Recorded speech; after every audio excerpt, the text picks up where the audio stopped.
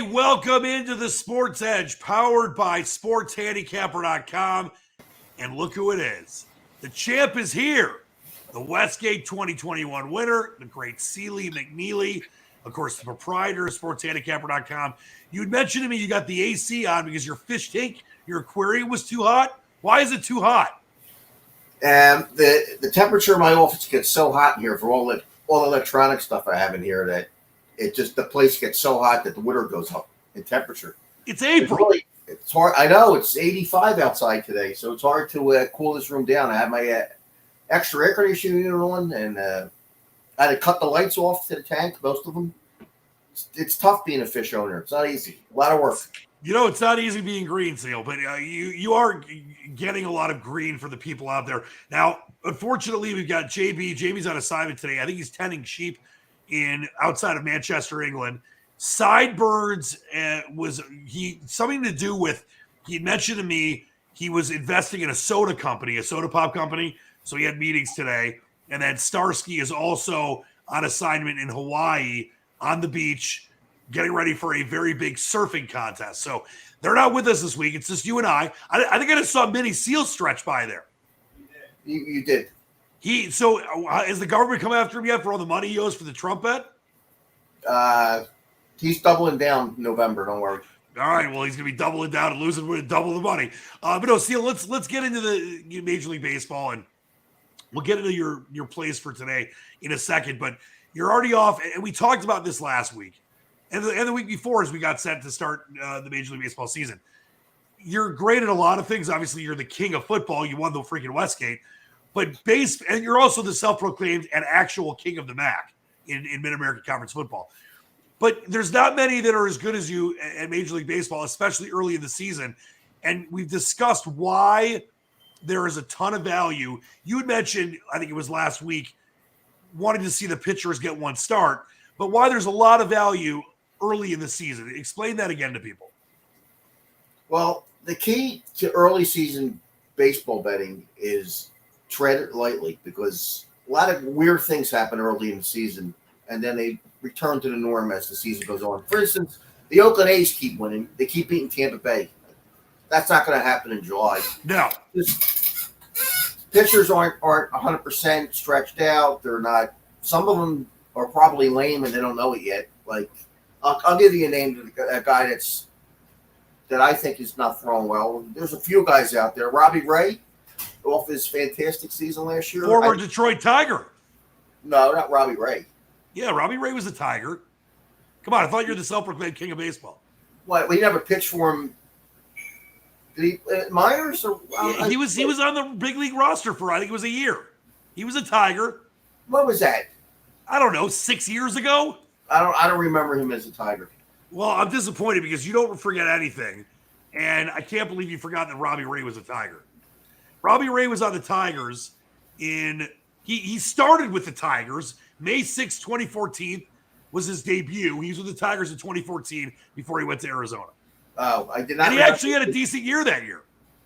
Yeah, he had a great year last year, but his stuff's down this year. I don't know. I can't believe you forgot about Robbie Ray as a Tiger. Robbie Ray, he might have some problems, but a lot of the sharp guys don't bet baseball until the pitchers go through one or two times through the rotation. Right. Well, you are one of those sharp guys, but you've been successful so far. There's not a lot of movement in baseball early, and there really hasn't been. But you gotta tread lightly, pick your spots, and stick it in early. Ooh, stick it in. Now, listen. A couple days ago, you were 3-0. I know that there was a 2-1 day in there. I mean, you're way up, and I think that it's important that you explain to people.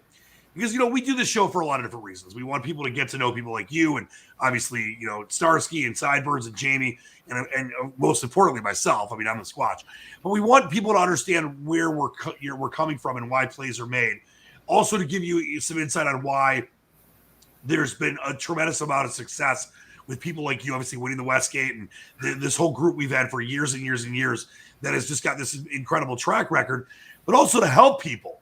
And, people are going to sign up for SportsHandicapper.com. That's great. Some might not. Just watch the show, see your plays, and go from there. But maybe they'll watch it. We're not doing this show to get people to sign up for sportshandicapper.com. We do this because it's fun for us, and we're making a ton of money on the plays anyway. Why not help people? We're not going out there saying, "Oh, we're 100%," or I mean, anyone says 100%, they're stupid.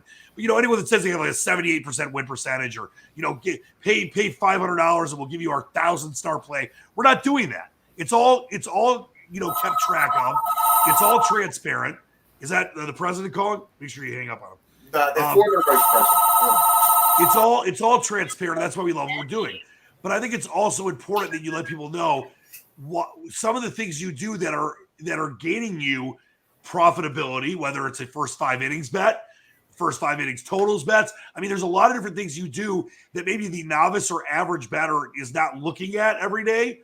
And those are, I look at it as like, you have the opportunity to invest in Apple or Yahoo or whatever stock it was years ago. I'm not comparing that to making, a Tuesday afternoon baseball bet, but there's opportunities out there and you don't want to miss out on them. And I think that there's a lot of things you do that maybe the average bettor is not looking to bet, like a first 5 inning.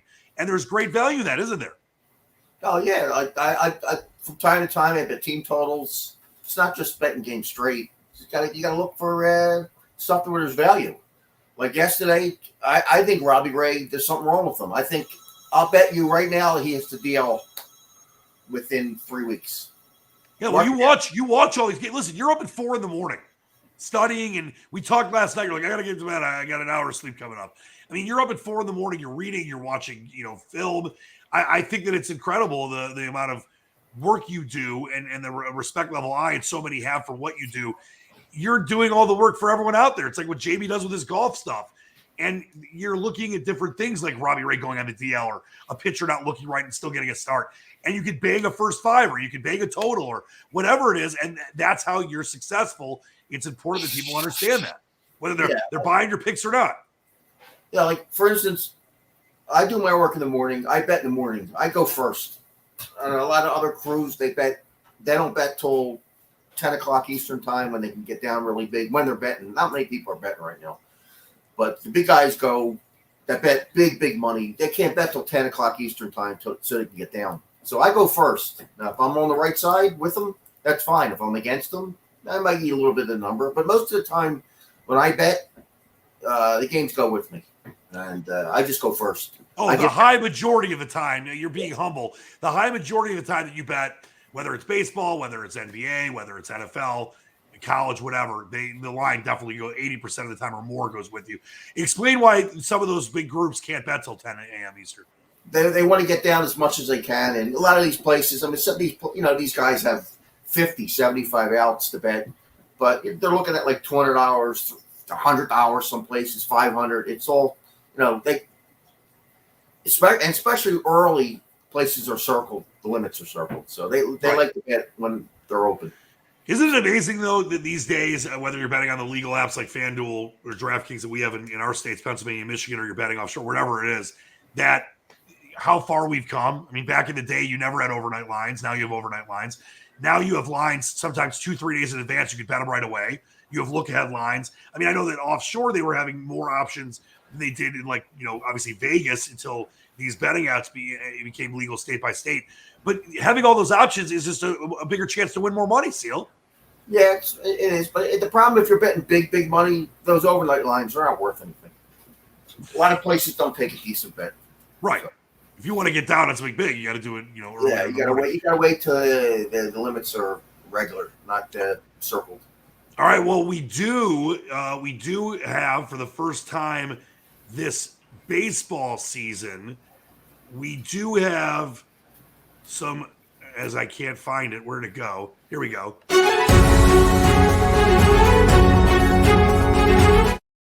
We have breaking news. We've got your biggest bet so far this year. Tell people what you're on.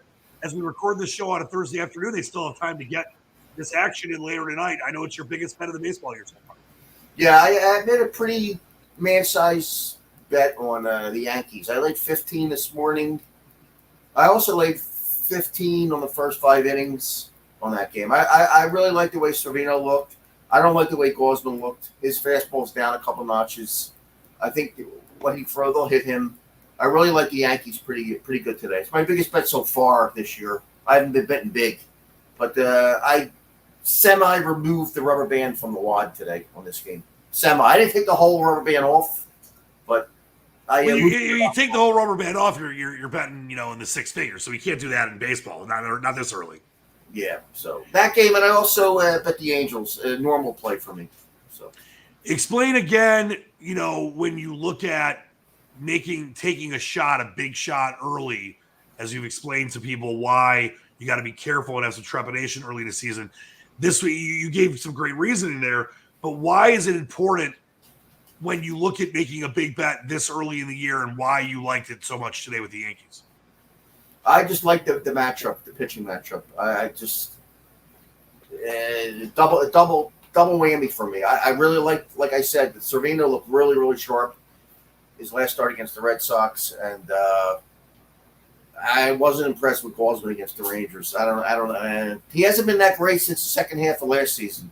He's a funny kind of guy. When he's going, he can pump the fastball in there 96, 97. He's tickling 92 and a half, 93 too much for me. He's not good enough at that number. And you get the Yankees right now. What did you get them at? It's 140 as we record here. What did you get the Yankees at? I think I laid the Angels at I laid 135 on the Angels. And what about the Yankees? Yankees minus 15. Yep, and that line is now up to 140, which, once again, we're trying to explain to you why you got to get Seal stuff if you want to get involved in it, because you'll bet these games early.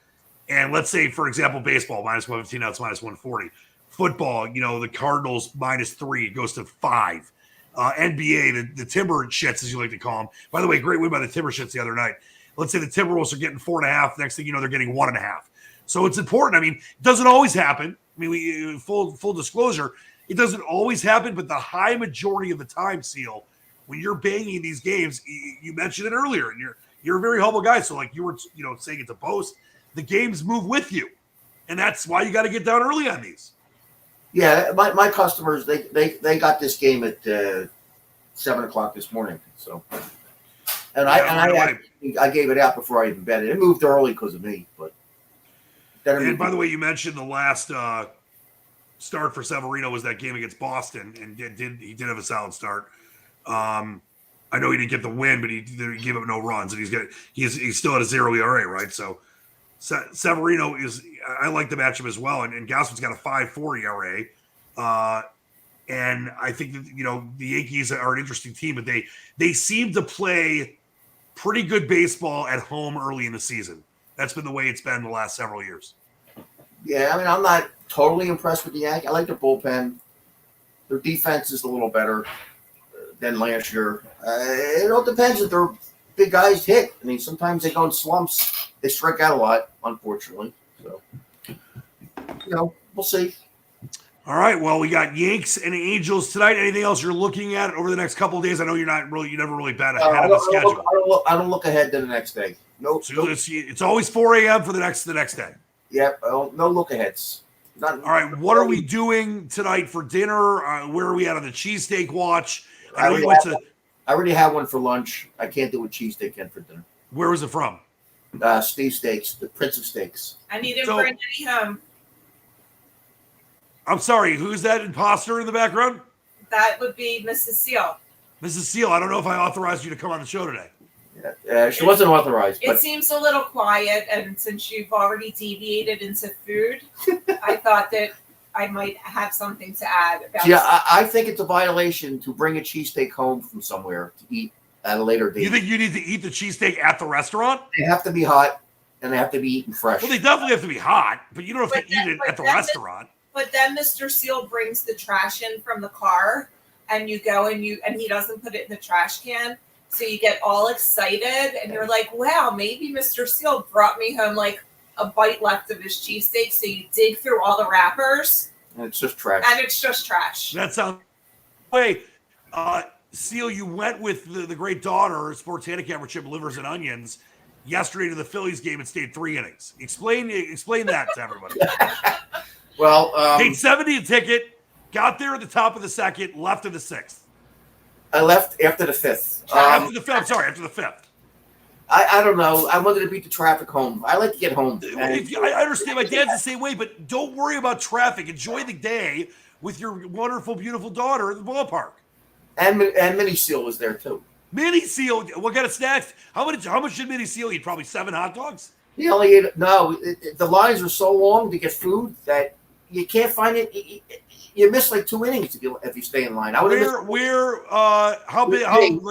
well attended was the game? It was a nice crowd. I would say there was about 30,000 there. It's not bad for a Wednesday afternoon. Business day special. It was a beautiful day here in Philly. It was here too. It was like 6 I do have a problem with $14 beers. It's a little pricey, don't you think? Yeah, just sneaking your own like flask or something like my dad and grandpa used to do at Michigan games. I mean, $14 for a can of beer is a little outrageous. Well, I would have left early because I never leave games early unless my dad is with me and like grandpa back in the day. But you didn't miss anything because the Mets won 9-6, so at least you beat traffic and didn't have to see a loss. That's true. I still should have stayed on the ninth inning. I don't care if it was tight. First of all, you can't see anything. You can't see the pitches. It's so much better on TV. I mean, anybody. Yeah, I know it's better on TV, but there's nothing like being there. I was at Tigers opening day, that crazy walk-off. Yeah, if I had been at home, it was kind of chilly. I didn't care about the weather. Speaking of livers and onions, there she is. Hello. Hey, we could have used you today, but you were sleeping, I heard. No, I wasn't sleeping. That's what your dad said. You look quite delightful, though. Did you enjoy the baseball game with your dad, even though you left after 3 innings? No, because we left. I didn't get to watch the baseball game. See, she wanted to stay. Yeah, no shit. And he's sitting there. No cursing on the radio. Sorry. And the whole time, he's like he says that we stayed for 3 innings, but an hour of it was getting food and drinks. I'm just shocked that Mini Seal didn't have like 2 pretzels, 3 hot dogs, and like 5 burgers. He only had chicken fingers, 1 hot dog, and 1 pretzel. Yeah, that's like it's like a fifth of a meal for him. I mean, here in Vegas, the guy ate 6 meals a day. He didn't have time to eat because we weren't there long enough. He would have ate more. All right, before we completely descend into madness, I'm going to allow Mrs. Seal and even Livers and Onions to be involved with this. Parting shots. Once again, you're on the Angels and Yanks today. Please check out sportshandicapper.com. Sports Handicapper Chip, what's your parting shot?